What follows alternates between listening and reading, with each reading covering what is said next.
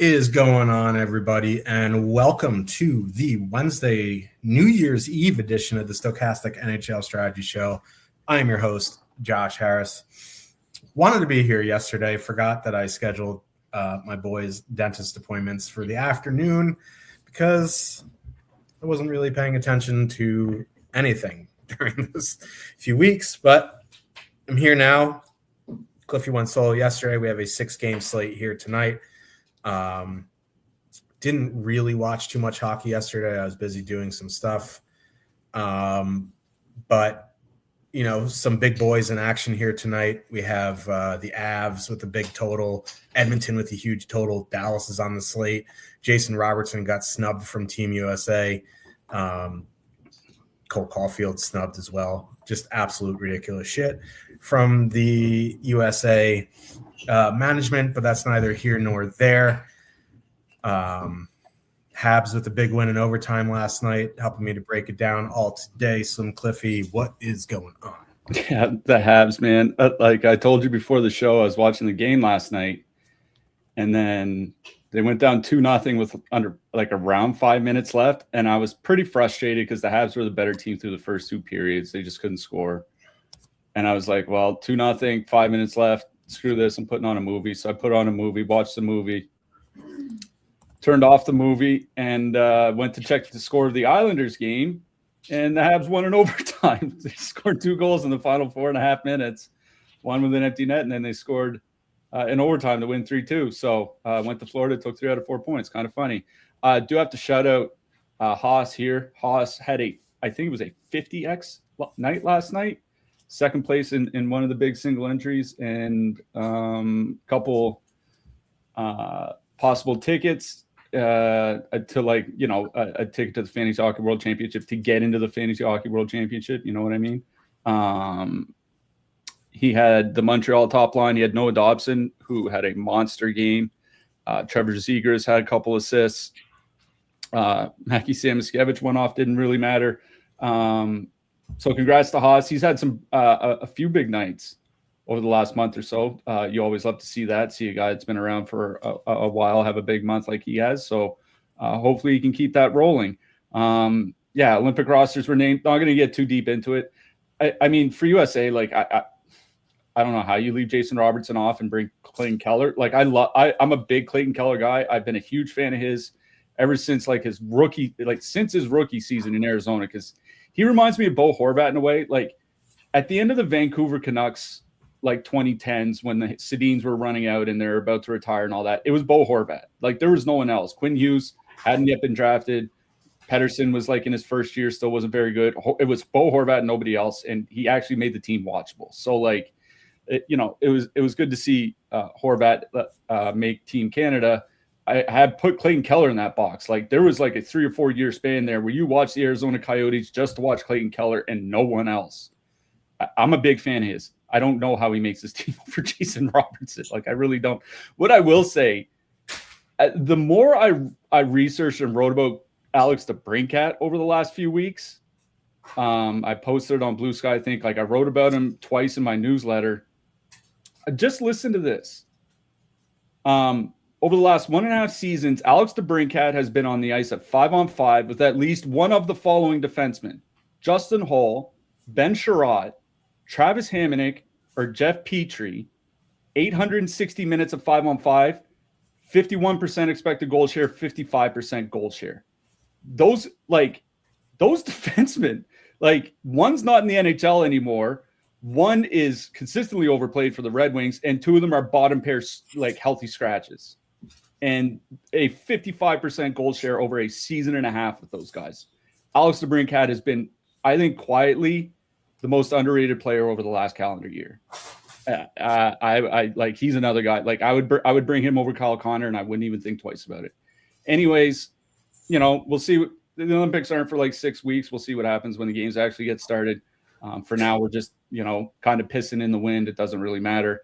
We do have 6 games. Pretty interesting slate because there are some big boys on the board tonight. As you mentioned, we have Colorado, we have Edmonton, we have Winnipeg Jets, who haven't been very good lately, but are ostensibly big boys, I guess.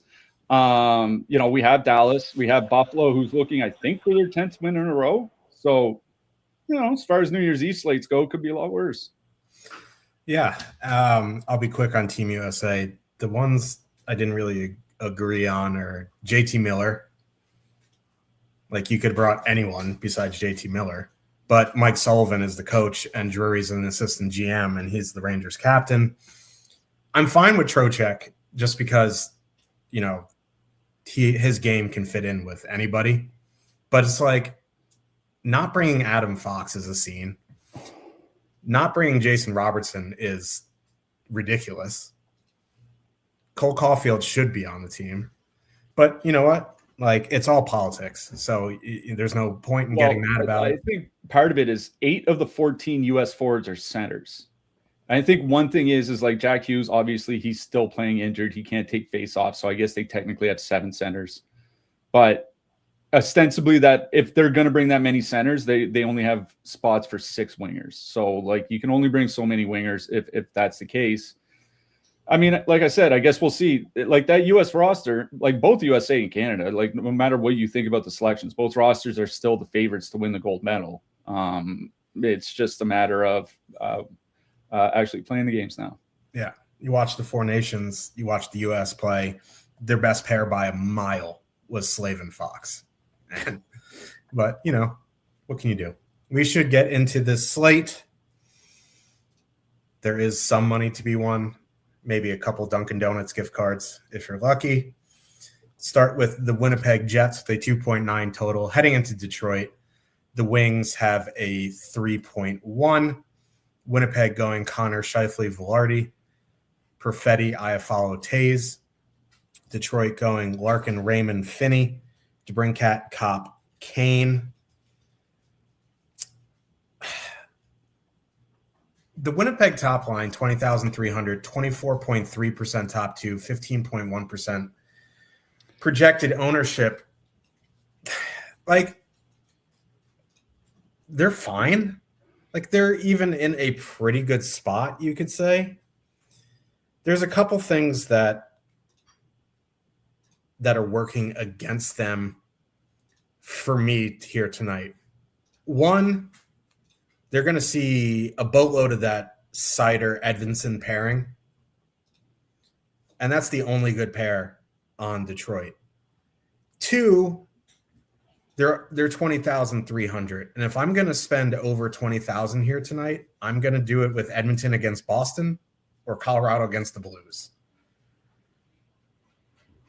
I know they're more expensive, but we'll get to Edmonton later, obviously. Boston takes a truckload of penalties, and you can get Edmonton 1 fully correlated for $1,300 more in a much better power play matchup with a much better power play. So I have a hard time prioritizing for less ownership, I should say, than Winnipeg currently projected. Of the lines above 20,000, Winnipeg is projected for the most, and I have a hard time getting there because I can spend an extra $1,300, get McDavid, Hyman, Nugent Hopkins in a spot where they may see 4 or 5 power plays. So, in 20 max, I have no issue with Winnipeg here. I just am going to prioritize other lines in that price range. On the Detroit side, I don't know. Like, I know that top line has a double-digit top 2, which is actually pretty surprising even for a 6-game slate. They have been pretty good, not great in almost 400 minutes. And you're also going up against Connor Hellebuyck. What I will say, though, is maybe Detroit 2 is a little interesting.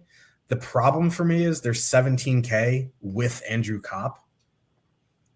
But, once you get past that top line and Morrissey off the ice, the Jets are just a bag of dog shit, really. Hellebuck's still there and he can save it. But, their expected goals and their expected goals against when the top line's off the ice is just brutal. So, I do like Detroit too. It's just the price thing, right? 17,000 with an Andrew Kopp line is just a tough pill to swallow. So really, this game is pretty much MME only for me. Yeah, like my only real issue with Winnipeg here, like, yes, going into Detroit, definitely don't want to face Moritz Seider. I was looking this morning. Moritz Seider, I think he has 10 games where he's been on the ice for 0 goals and 13 games with 2 or 3 goals. So like he's nearly as likely to be on the ice for 0 as 2 or 3. And he hasn't had a game yet with 4 more goals against. So like it's a really bad matchup at 5-on-5. Detroit they don't have a good penalty kill. It's been below average all season. They don't take penalties. That's kind of the problem. Red Wings 2.3 times shorthanded per game over the last 5 weeks. It's the 4th lowest rate in the league. They have the 5th lowest times shorthanded per game over the course of the entire season.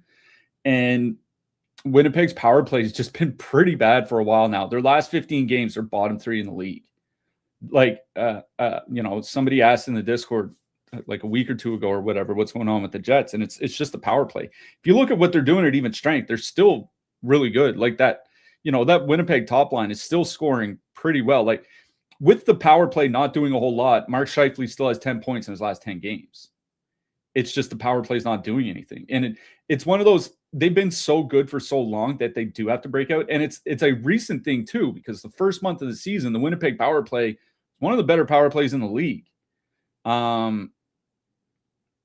So like I don't dislike Winnipeg because there's too long of a track record of that top power play unit, regardless of the fourth forward, whether it was Ehlers last year or Alex Iafallo this year. Alex Iafallo, like, at times over the last couple of years, Cole Perfetti at times, not this season, but before this season, like they've rotated that fourth forward and been just fine.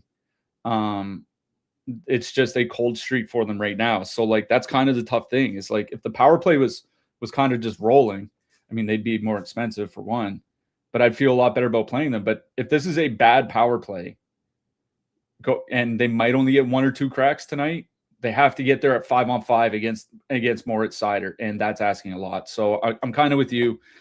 In a 20 max, if you want to put in a couple Jets lines, top line, fine. Other than that, I'm kind of out.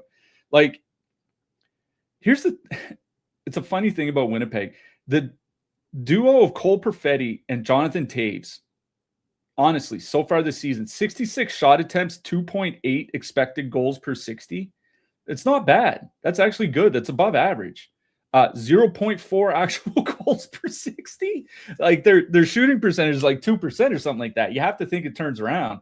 It's just a matter of when. I guess against the depth of Detroit, you could do it. I'm not in so much on the Jets in single entry. Like if this was a case where they're coming in with like 7% ownership and the other expensive lines were like 15 to 20%, that'd be one thing. But where they're all basically with the same ownership rate, like I don't see a reason to head to Winnipeg. So 20 max and above, sure. Other than that, I'm out. Detroit's kind of interesting. Like, listen, we're not fans of Andrew Kopp here. You do have to give him his props. That line's been pretty good this year, right? And you can't say it's because of DeBrincat or Kane because they played together last year and they're trash. That's why Marco Kasper was a staple in the top 6. Last 10 games for that second line, 66 shot attempts, 3.9 expected goals for per 60 minutes. Kopp has 12 points in his last 13 games. For me, it's just hard to make a Detroit stack and leave Larkin and Raymond off of it. I don't mind the second. Like, I don't really care what matchup they get from Winnipeg, to be honest. Top line, second line, first pair, second pair, like it's all the same to me. It's just facing Connor Hellebuck. Winnipeg does take penalties. I would probably lean to Detroit too. If I get to a place where I'm suddenly paying $18,500 for the top line, at that point, I'm probably just going to pay up an extra, like I'm just going to sacrifice it, pay up an extra $3K and go play Edmonton or something like that. Like that's just kind of the way that I look at it. So I think I don't mind Detroit too here because that line is playing well and I'm not worried about any of the matchups from the Winnipeg depth. So it's Detroit 2 for me, the rest MME.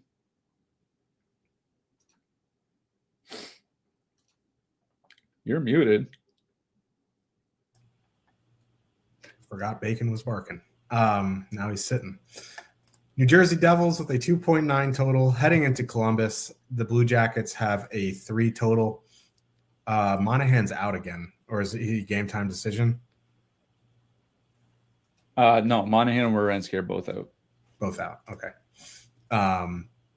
Columbus is going Fantilli, Marchenko, Mason Marchment, Jenner, Coyle, Olivier, Voronkov, Sillinger, Wood. Devils going Hischer, Meyer, Mercer, Hughes, Barat, Palat. There is a lot of ownership on Columbus one here. Fantilli, Marchenko, Marchment, 15,300, 17.7. Top 2, 31.1% projected ownership. Probably because with Monahan out, Marchment jumped to the top power play. That line is fully correlated. They still have a really small sample together. They will avoid the Hischer line for the most part, I believe. They'll see some Hughes and Glass. Like, it's a pretty good matchup for them. It's a pretty good power play matchup, but like, no Werenski. Like, I know Matejchuk is a good power play quarterback. It's kind of like when Fox got hurt a few years ago and Eric Gustafson jumped in. It's like they'll still be fine. They just won't be as good without Werenski. So, like, I think this is a pretty good matchup for them. It's just like a third of the field is going to have them. So, like, do I really want to do that? I'm not 100% sure. I think they're fine at the price. The ownership, like, I see almost 15% ownership on Jenner, Coyle, Olivier, and that's an easy fade for me. I know they've been pretty good in the small sample, but like, I'd rather just go do like a 2-mana Sillinger, Voronkov or something if I'm doing expensive Edmonton or expensive Colorado, something like that. So I'm out on the Jenner line. I think Columbus one is fine. If you're comfortable with the ownership, there's plenty of ways to get different. Just a matter of if you want to play them at a third of the field are going to play them. So Columbus one for me. I'm fine with a couple 2-mans from Sillinger, Voronkov, Sillinger, Wood, depending on your needs there. On the Devils side, it would, I don't know, because this is a good power play matchup. And, Jack Hughes can't take faceoffs yet. So he's obviously clearly not 100%. I think in MME, I would do some sort of power play stack, like Hischer, Hughes, Brat, something like that. Hughes, Hischer, get the Hughes boys in or something. I would do some sort of power play stack with the Devils. I'm not super thrilled about any of the 5-on-5 lines. Plot as the third wheel doesn't do too much for me. The power play correlation on the Hischer line really isn't great. So I would probably do some sort of power play stack on the Devil side. Columbus, I'm fine with Columbus one. It's just ownership. Yeah. I'll start on the Columbus side. Like, generally speaking, I'm kind of fine with like playing some cheap Columbus. I would probably go to Jenner and Coyle just because they're going to be using a shutdown matchup. So I think they're kind of the second line now, basically. And, Jenner and Coyle, small sample, less than 80 minutes.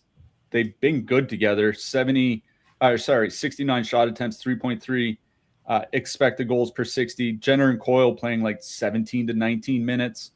That's pretty good ice time for guys that cheap. There's a ton of ownership, but it's going to be a lot of ownership on just about any cheap guys you use. I'm not playing the top line at 30-something% ownership. And to be honest, I'm probably just going to outright fade Columbus, at least stacking them, considering all the ownership. We have 31% projected on the top line, 15% projected on the Jenner line. So we're up to 46 and 6% projected on the other line. So over half the lines are expected, or over half of lineups tonight are expected to have a Columbus stack in them. If half of the field is going to stack one team on a 6-game slate, I'm just going to fade that team and just hope that, it ends up like a 4-win game or something like that. Like, that's just kind of the way that I look at it. I just think we love the Columbus Blue Jackets. They're our boys. Half the field having some sort of Columbus stack is just way, way too much for me. Like, that's why, like, if anything, I would lean to the cheap guys and then go play the lower owned, more expensive players on other teams. But generally speaking, I'm just going to fade the Blue Jackets and cross my fingers. Like, it's just way too much ownership. So by default, I would have more interest in the New Jersey side. I kind of hate this because there's two things here. One, in the 4 games since Jack Hughes came back, his line's actually creating pretty well. Him and Jesper Bratt, 77 shot attempts, 3.8 expected goals per 60 minutes. Like, that's actually excellent offensive creation, right? The other thing is, I remember the 23-24 season. Now, Jack Hughes was hurt in the middle of the season, shoulder injury, I think it was, came back and scored at a 30-goal, 45-goal point pace per 82 games the rest of the way. That's pretty good for most players. It's not good for Jack Hughes.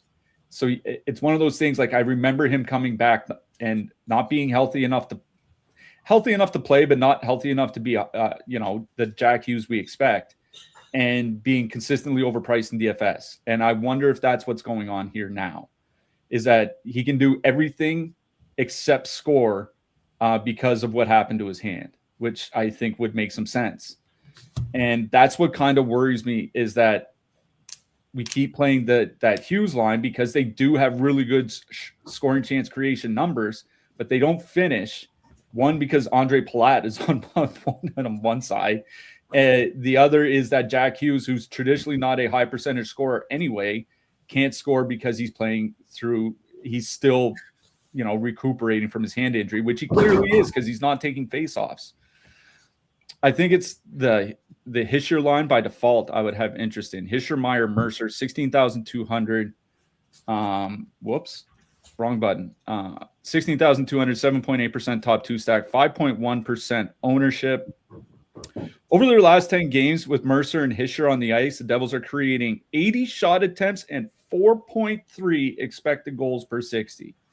That is absolutely preposterous. Shooting percentage of 2% is what's keeping them off the board. With Werenski out, I'm not worried about any of the matchups. Like, I really do like Denton Mateychuk quite a bit. But if this means 27 minutes of Ivan Provorov, I'll take it. The power play is what it is. This is something else I tweeted this morning. New Jersey power play 1 per 60 rates with Luke Hughes, 9.7 expected goals, 5.3 actual goals. Without him, 13.5 expected goals, 17 actual goals.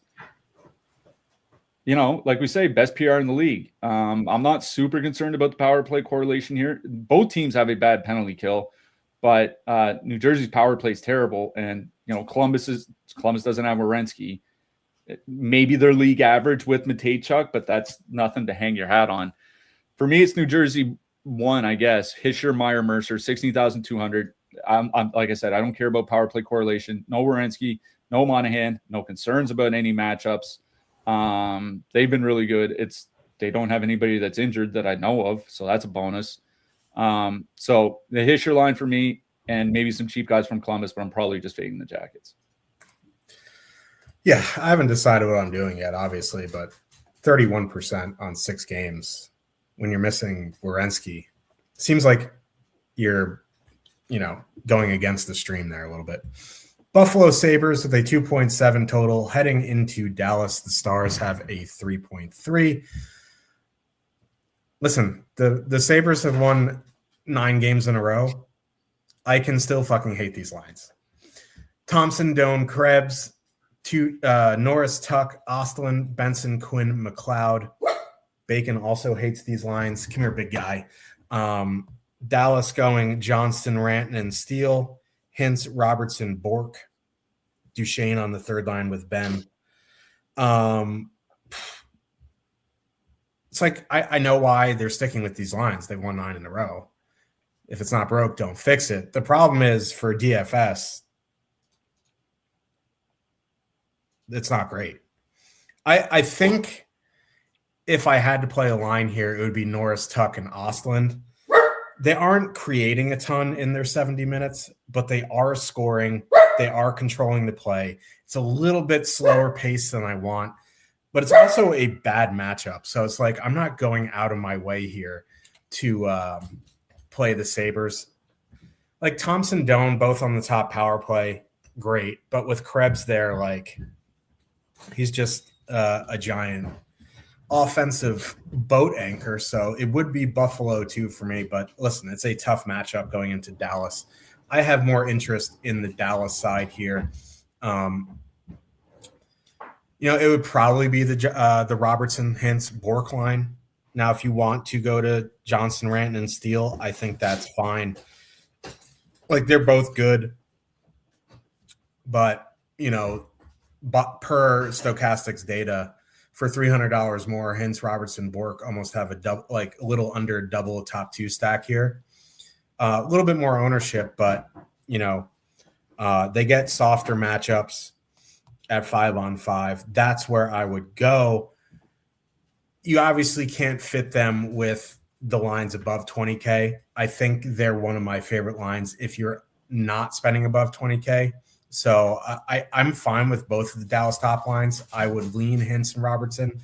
I'm fine with Johnson and Rantanen. If you want to leave off Bork and make a super expensive stack, I guess you could. That just gets wildly expensive. And at that point, I'd rather just go play Edmonton or Colorado.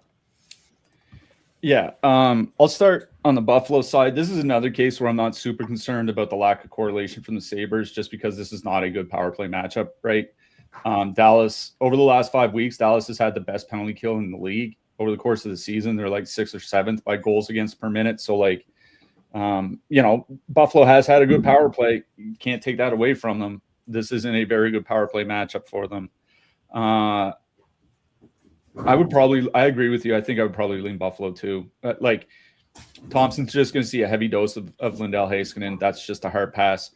Once you get to the second and third pairs, like Harley and Lundqvist have actually been good, but more good offensively than defensively. They've been about league average defensively. And that's something that Buffalo second line, like you said, they're controlling the play, 61 shot attempts for, 53 against per 60 minutes. So if you can control the play against a league average defensive pair, you can create your chances. And like Alex Tuck, even without top power play time, 28 points. Yeah, Connor McDavid. 28 shots in his last 10 games. Josh Norris is on the top power play, and he is one of the shooters in case the power play does break through. So I honestly don't mind that Buffalo second line, just because there's no ownership at 13,600. Like if you are playing, we'll get to Colorado in a second, but one of the New Jersey lines, Detroit second line, something like that. Like this is one of the lines that you can put in with them and fit in an expensive defenseman, because there is, we'll talk about defensemen later, but Cale Makar's on the board against the St. Louis Blues. So, it's kind of interesting. So I don't mind Buffalo too here. They get decent ice time. You know what I mean? Like Tuck, like 18 minutes, Norris between 16 and 17. So I don't mind Buffalo too. I'm not advocating to run out and play the Sabres here. I agree with you. The interest is on the Dallas side. Sam Steele on the top line is quite interesting. The notable thing with Dallas here is, I might have mentioned it a couple shows ago, but since they've been getting healthy, the top guys are getting a lot fewer minutes. Remember, there's a stretch there where Johnston and Rantanen were playing like 21 to 23 minutes a game. The last 5 games, Rantanen's at 18-20, Johnston's at 18-26. No forward is playing over 19 minutes. This isn't the team from 2 months ago where the top 4 guys were all getting 19 to 23 minutes a game. That matters. Prices reflect it somewhat, but it's more because you have Sam Steele and Maverick Bourque on those lines than anything else. Rantanen, Johnston, and Steele might be the most interesting line in the NHL. Like, if you look at their shot attempts to expected goals for rates, it's absolutely insane. With Sam Steele, 52 shot attempts per 60, which is below average, and 3.3 expected goals for per 60, which is It's like 35% above average. It's like, I think that speaks to how good they are with Rantanen and Johnson on the ice. But I kind of agree with you. Like with Maverick Bork there, it's been a small sample. They're not going to be this good always, but 82 shot attempts, 3.7 expected goals per 60. Bork even has 19 shots in his last 10 games. Like he's getting involved. Production, like he's not going to have massive production because he only plays like 14 minutes a game, but he's getting involved offensively. I'm with you. I do like Robertson, Hintz, and Bork here tonight. 17,700, 10.9% top two stack, 8.1% ownership. You know, the Sabres don't take a ton of penalties, lower than league average in that regard. Penalty kill has generally been good, if slipping since the start of the year, but still in the fringe of the top 10. So I'm not super concerned about power play correlation. I think this is a game where I prefer both second lines over both top lines. So for me, it's Dallas 2, then Buffalo 2 in that order. I'm not in so much on the cheap guys. Like if you want to go to like a McLeod Benson 2-man or something like that, Benson is power play time. McLeod will play 16, 17 minutes. Like, okay, that's fine. Dallas 3, I'm going to wait for Matt Duchene to turn around before I start playing Matt Duchene because that guy's not even averaging a shot per game since he returned. So I guess it would go Dallas 2, Buffalo 2, Buffalo 3 for me.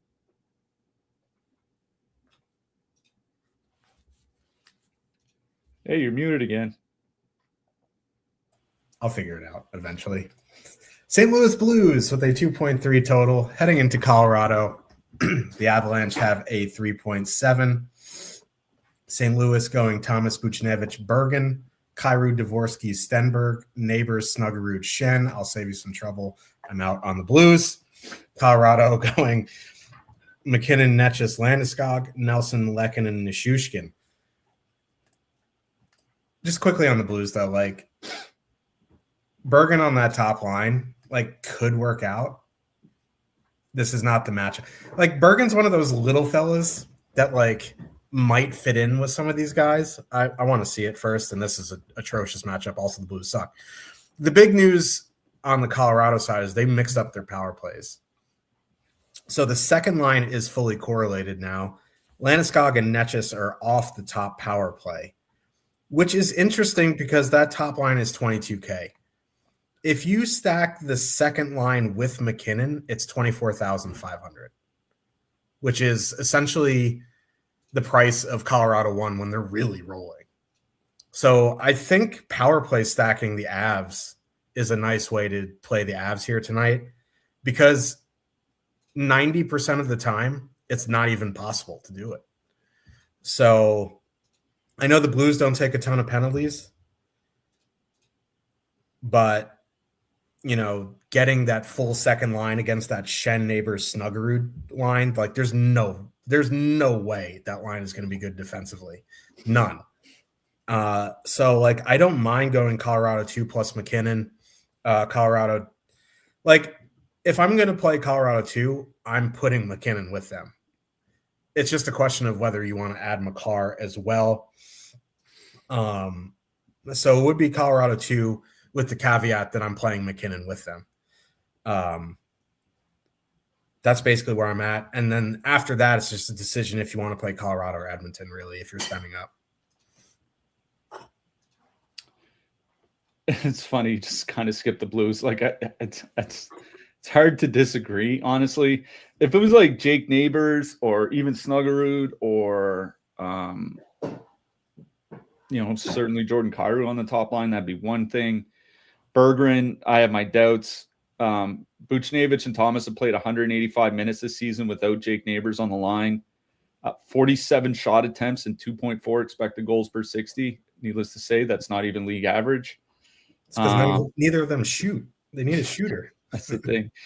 Robert Thomas has actually been firing the puck lately at 2 shots per game over his last 10 games. And that's really, really good for him.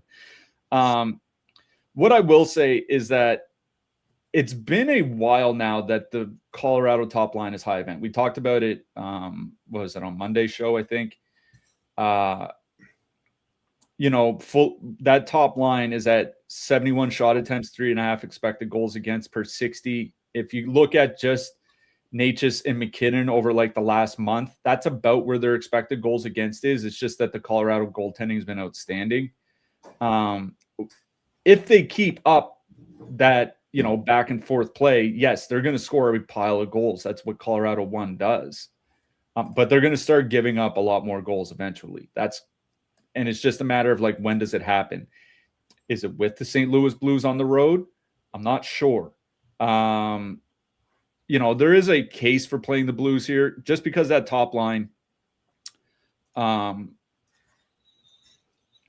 Buchnevich-Berggren is $13K and 1.6% top 2 stack, 0.8% ownership. Like, they're basically priced as a filler stack, and they have positive leverage.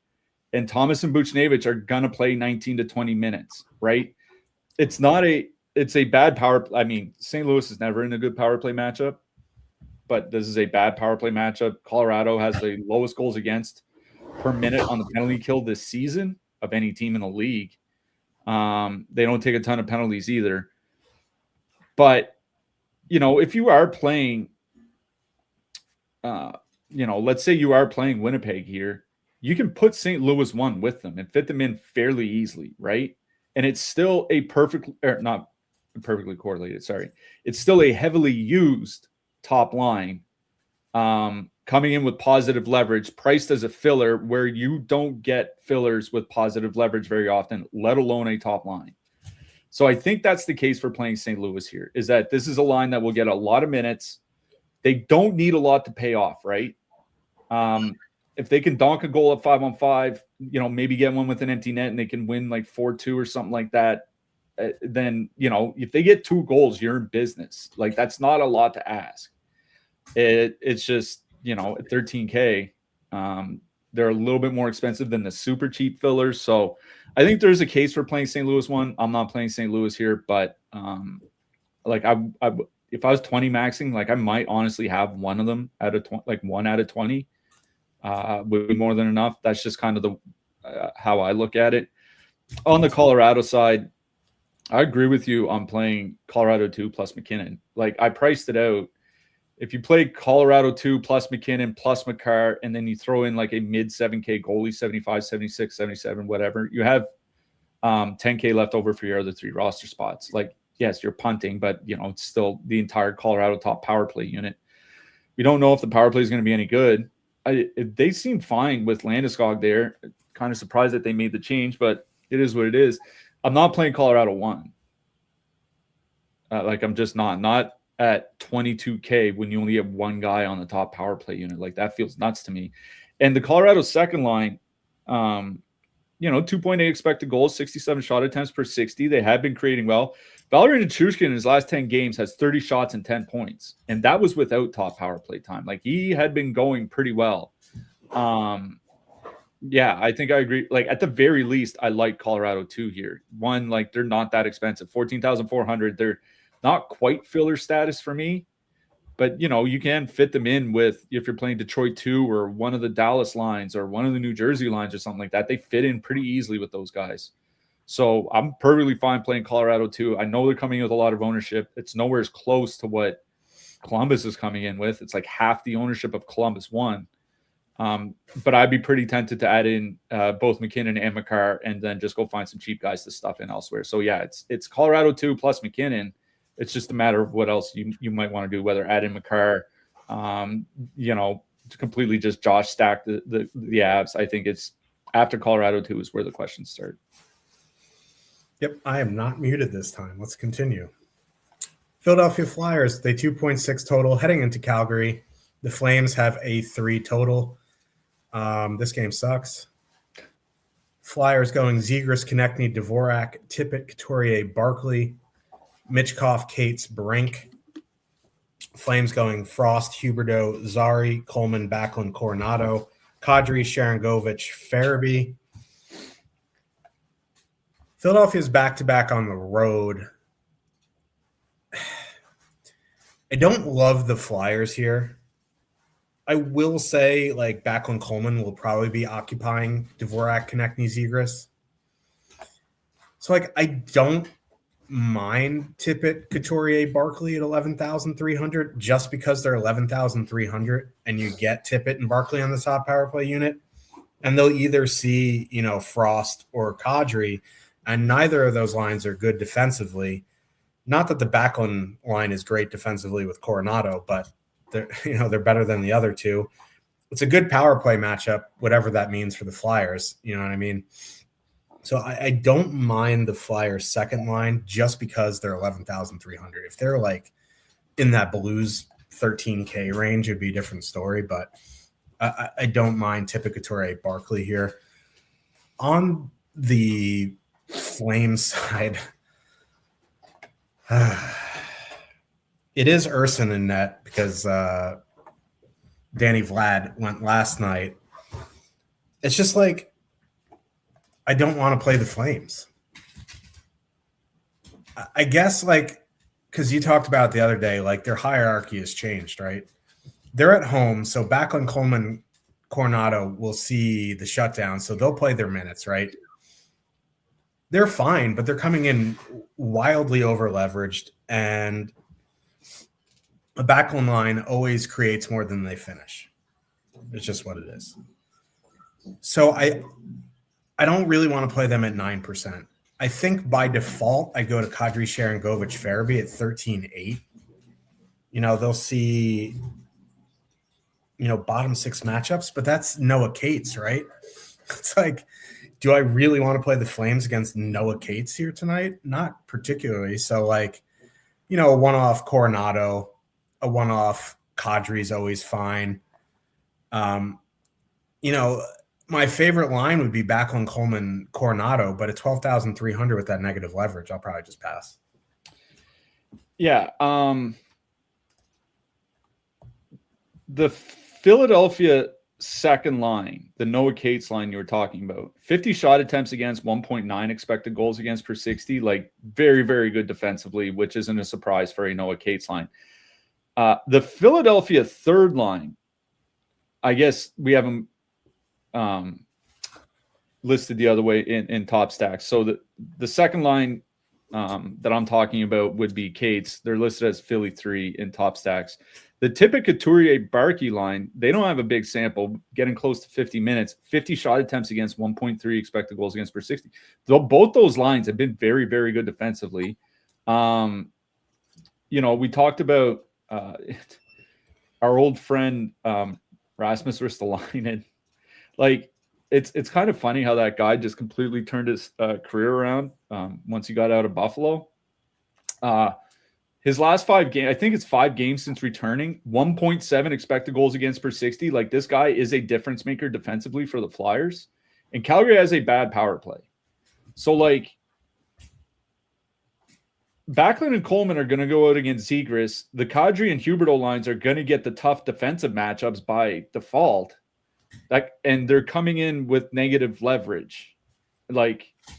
Even with Urson in net, I think I would still just rather not play them.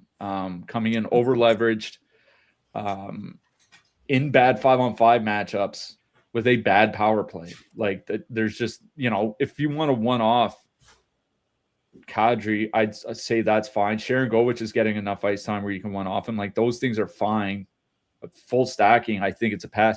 Honestly, if I was going to full stack anything from the Calgary side, it would be Backlund, Coronado, Coleman. Just because that Zegras line has not, that Zegras line has been very good offensively with Konechny there. There's no doubt about it. 3.7 expected goals, 60 shot attempts per 60. Zegras has 12 points in his last 10 games. They've been very good offensively. Defensively, 65 shot attempts against, 3.1 expected goals against. They've been bad defensively. That's the one line the Flyers have that is bad defensively. And it's the line that Coronado, Backlund, and Coleman are going to go out against. I don't have a ton of interest in playing them, but considering it's the only line that has a good matchup and that, Backlund and Coleman are getting around 18 minutes a game, they're the second line behind Kadri now. The Huberdeau line is the third line. For me, it would be Coronado, Backlund, Coleman. That's my interest in Calgary. I don't have a ton of interest in them, but I do think they have a really good 5-on-5 matchup. If you can give me a team or a line that is in a good 5-on-5 matchup facing Sam Urson, I think it's a pretty easy call for me. So it is the Backlund, Coleman, Coronado line. On the Flyer side, like, that Flyers top line is their best line, right? The Zegras, Konechny, Dvorak line. It is their best line. 15,500, 4% top two stack, 1.5% ownership. They are back-to-back, right? They played last night, and they are facing Backlund and Coleman. What I will say is that Matt Coronado has the worst defensive impacts of any Calgary forward. And if you look at his minutes this season with Michael Backlund, 60 shot attempts against per 60 minutes. Like, that is bad. That's for a Backlund line. If it was Zari there, or if it was even like Sam Honzik earlier in the season, like at that point, I'd be like, maybe I don't want to play the Flyers. But with pretty good positive leverage for a Flyers line, again, that has been very good offensively. 3.7 expected goals per 60. Konechny and Zegras playing 19 minutes a game. Dvorak around 17. Power play not good, below average, but not terrible like last year. Perfectly correlated at that. I don't know. Like, I think there is a case for playing Philadelphia, because if you look at other lines in that price range, right, there's that super chalk Columbus. There's the Edmonton second line. There's the Buffalo top line that neither of us really have a ton of interest in. There's the Boston top line with no David Pastrnak. And then you're getting down to, those 13K-ish lines like Buffalo 2 and St. Louis 1 and Calgary 3. Like, I think there is a case here for playing the Philly top line. The 5-on-5 matchup isn't as bad as it could be. They've been really, really good. I think I'm kind of with you, though. I would go to that Couturier line just because their price is a filler. You can put them with the expensive guys. They've been really good together. 82 shot attempts, 3.9 expected goals in their minutes. Couturier is doesn't have a goal in 11 games, but he's averaging 2 shots per game in that span. So, like, he's still getting some offense in. And we know Tippett is a guy that could just completely bust a slate by himself. So for me, it would be that Tippett, Couturier, Barkey line at 11,300. I do think there is certainly a case for playing Philly 1 here, and on the Calgary side, it's the Backlund, Coleman, Coronado line or nothing. Boston Bruins, 2.8 total. Heading into Edmonton, the Oilers have a 3.7. Boston going Geeky, Lindholm, Steves, Zacha, Arvidsson, Middlestat, Pasternak, Minton, Kuznetsov. Oilers going McDavid, Hyman, Nugent Hopkins, Draisaitl, Podkolzin, and I think Mangiapane's back in the lineup. Yeah, I think at morning skate he was on the second line. Yeah. On the Boston side, I have no interest in the top line without Pasternak. I guess the second line is playable just because they're 10K. Their numbers aren't great. But, you get Zacha on the top unit. Arvidsson is good offensively. I don't mind that two-man if you're doing like some Colorado power play or something like that. It's more MME for me. For me on the Boston side, it would be obviously Pasternak one-off. His numbers with Minton are good. It's not really surprising. Fraser Minton, probably their best center by offensive impacts this season. So it would be Pasternak one-off or a two-man with Minton. On the Edmonton side, it's, you just broken record for when Edmonton's rolling. It's just the power play guys. Edmonton 1 is they're 21 and change, 21-6, 27.1% top two, 13.6% projected ownership of the expensive lines. They're by far my favorite. Boston takes a ton of penalties. Edmonton's power play has been rolling. It's just a question of, do you want to do it with or without Draisaitl? That's a personal preference. It is a lot more expensive if you leave off Nugent Hopkins or Hyman to get in Draisaitl. I'm fine with just Edmonton 1 for now, and just hope that someone else, Hyman or Nugent Hopkins, come along for the ride. So Edmonton 1, Edmonton power play, don't mind Minton and Pasternak. Yeah, the Boston top line, 115 minutes without Pasternak, 49 shot attempts, 2.1 expected goals per 60. Good luck, boys. Like you said, the second line is playable just because they're so cheap. I was looking at Casey Middlestad's playmaking tracking data from all three zones today, and it's really, really good. I just got to wonder, like, he's just not – I mean, he's been playing with Victor Arvidsson. I wonder if it's like him and Pavel Zacha are kind of just eating into each other's like playmaking a little bit because neither of them are shooters. Like, I was always wonder if Middlestat should be on the top line, like with Geeky and Pasternak, honestly. But anyways, that's neither here nor there. Like, they're playable at 10K. Running out to play them. You mentioned Mint and Pasternak. Like, it's actually nuts how good they've been in a small sample. 74 shot attempts, 3.6 expected goals, 3.9 actual goals per 60, and nearly 65 minutes together at 5-on-5. Like, that's actually crazy. Yeah, Minton does have very, very good. I think he's still number one by expected goals impacts relative to the rest of the team in Boston. Like, you know, the team's not great, but being the number one on the team, any NHL team, is a pretty good sign. I don't mind a two-man of him and Pasternak. I mean, it's still Edmonton goaltending. I know Calvin Pickard kind of screwed everybody the other night. What was it, 41 saves on 42 shots or something? Like, yeah, you know, those things happen. Ben Scrivens came back to life. 59 save shutout. That was a good night. So I don't mind that kind of two-man. It's one of those things, like, I'd probably be more tempted to do it after I make a lineup. So, like, if let's say I do make some sort of 5-man stack, or I make a 3-man plus a defenseman stack, and I'm looking for like a 3-2-1, then I put Boston in. I don't open the DraftKings lineup page and then go Minton, Pasternak. Okay, now what? Like, that's just not the way I would do it. But yeah, I do think it is that Pasternak. Minton. If you want to add who's nipped enough in, go ahead. I think he's pass or play for me, but Minton and Pasternak for sure. The Edmonton side, like, I mean, let's be fairly clear here. This is a top 5 power play spot in the league, right? Facing the Boston Bruins, just because, one, they take so many penalties, as you alluded to, or you just straight up said. 3.8 times shorthanded per game over the last 5 weeks. It's the most in the league. 3.8 times shorthanded per game over the course of the entire season. Their power penalty kill isn't like Seattle, Vancouver terrible, but it's below average.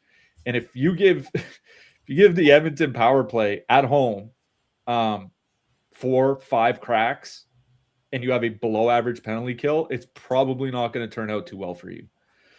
The problem I have is number 2 in the league by power play goals this season is Leon Draisaitl, and number 2 in the league by power play points this season is Leon Draisaitl.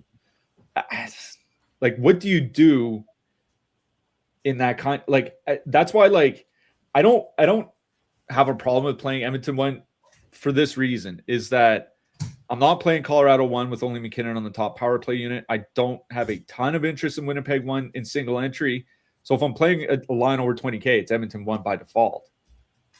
If I'm playing Edmonton, the first 2 names I click in are Connor McDavid and Leon Draisaitl. I just can't leave off one of them in a power play spot this good. Like, if they were in a bad power play spot and they might only get 2 power plays or something like that, I'd be like, okay, yeah, then that makes you know, a lot of sense. Like, where they might get 4, 5, 6. Who knows how many power play chances here tonight for a power play this good? Like, I can't leave either or off. Like, that's just kind of the way that I look at it. So I would probably just start with McDavid and Draisaitl and go from there. I feel it would be hard to leave off Hyman as well. Hyman, last 10 games, 15 points, 9 goals, 37 shots. Holy hell. Like, I'd be pretty tempted to just put those 3 guys in and then go look for cheap players, whether, you know, it's in Columbus, whether it's in Philadelphia, whether it's in Buffalo. You know, we've gone over a lot of cheap players on this board. If I play Edmonton, McDavid and Draisaitl, I click in and then go from there. I don't find anybody else as a must play besides those 2. I would be pretty tempted to add in Hyman, just because He's still reasonably priced at 6,400, and he's been insanely productive basically since like the first week since his return. So McDavid, Draisaitl, and then go from there for me on the Edmonton side. And then I don't mind Mint and Pasternak as a 2-man here. Let's talk about defensemen here. Makar at the top of the board, 8,100. No one in the 7Ks. Then in the 6Ks, it's Sider, Bouchard, Heiskanen, Rasmus Dahlin. Obviously, Makar is in a great spot here at 8,100. Do what you want with him. In the 6Ks, I think Bouchard would be number one for me by a mile. And then probably Sider. If you're not really spending up, like if you can't get in Makar, Bouchard, I think, there's some decent options in the mid-range. Nothing super great, but, it's not the best slate for defensemen here. Yeah, the projections, at least the ones that I was using from this morning, have Evan Bouchard not only with the number one fantasy point projection, but that's also leading him to have the best point per dollar value of all this defensemen 6K and above. He's going to have a lot of ownership, 22% projected, but he's clearly in a very good spot at home against Boston with all the penalties that they take. So he's arguably the number one defenseman on the board. If not, it's Cale Makar. Like those would be 1 and 2 for me. Buffalo going into Dallas for Rasmus Dahlin, like that seems kind of tough for me. Miro Heiskanen against Buffalo, like at 6,300, that is pretty heavy. Even a multi-point game would have him like a goal and an assist is kind of like an okay night for that price. You know what I mean? Like that's a bit of the issue here. So I think for me, it's just Bouchard or Makar. Depends how much you want to spend. Between 4 and 6K, like Weegar, Morrissey are fine. You can play Rasmus Anderson if you want. I would probably kind of lean Morrissey just in case the Winnipeg power play does ever get going. It's not a bad power play spot for them overall. It's just they've been having a bad power play. Under 5K is where it gets interesting. Like Darnell Nurse, I always throw him in. He just puts up such good peripherals. Justin Falk, honestly, the guy puts up peripherals. What can I say? They give him a lot of minutes. I don't really love it, but it is what it is. Thomas Harley, not getting top power play time, obviously, that's never ideal.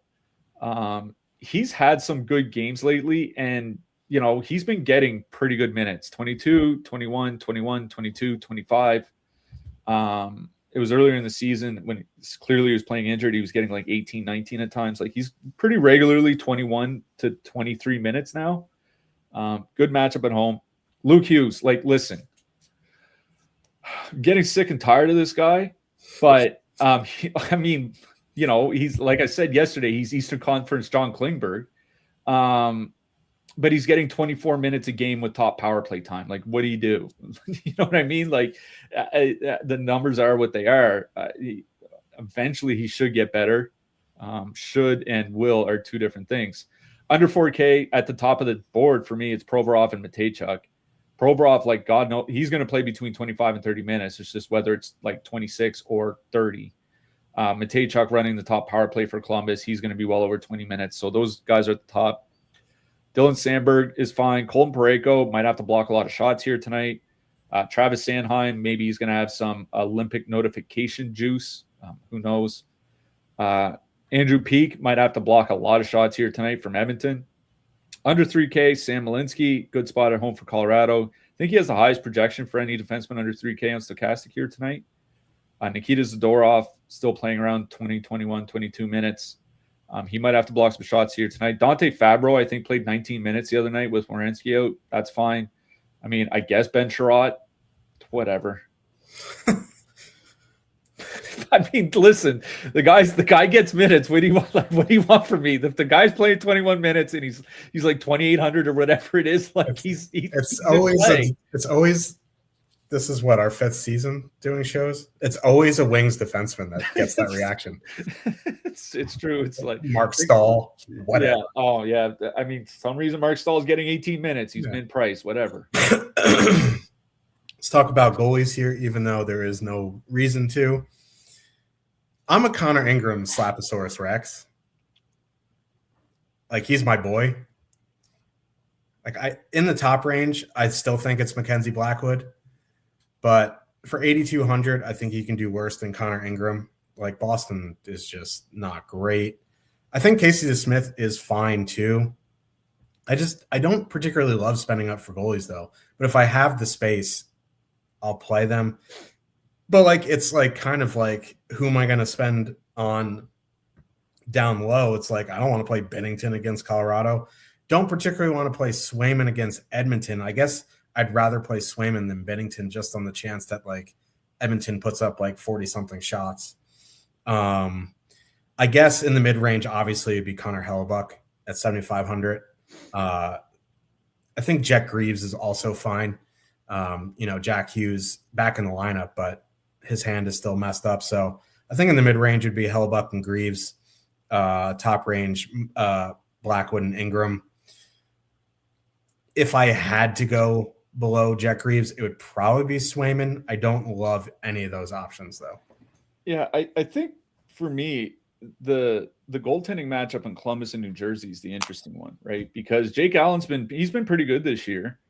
And obviously Columbus with no Werenski and no Monahan, missing a couple big pieces out of the lineup. Like it wouldn't surprise me New Jersey walks away with like a 3-1 win or 4-1 win or something here tonight at all. He doesn't have a strong projection though. Jack Greaves has the second highest projection on the board for a goalie that's 7,400. And, we talked about New Jersey can't score on the power play. The Hughes line generating a ton of shots, but not a lot of goals, or very few goals anyway. If that trend continues here tonight, maybe Greaves saves like 32 of 33 or something like that and is the top goalie on the night. Like, I think either one of those like if I'm playing an expensive goalie, it's like if I have 8,400, I'm just playing Blackwood and hoping like he saves 19 of 20 and I'm on my way. If I'm not playing Blackwood, I'm probably playing Jake Allen. If I need a cheap goalie, obviously Connor Hellebuck at 7,500 is the guy for me. But I do think there's certainly, like I said, Jack Greaves has the second highest projection. New Jersey's had a lot of trouble scoring.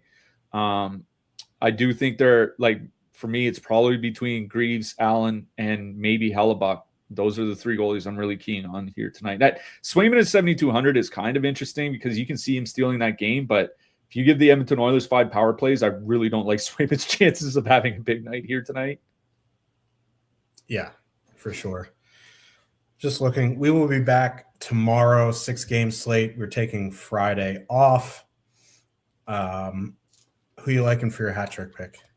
You know what? I'm going to say he has a big game, busting out of a slump in a big way, and just ruins everybody's night. That power play stacks the Oilers. Andrew Mangiapane.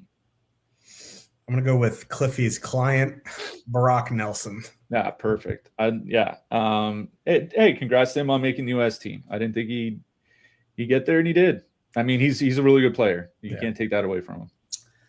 Yep. So we will be back tomorrow, same time. We'll see you in the Discord. Good luck, everybody. Good luck tonight, everyone.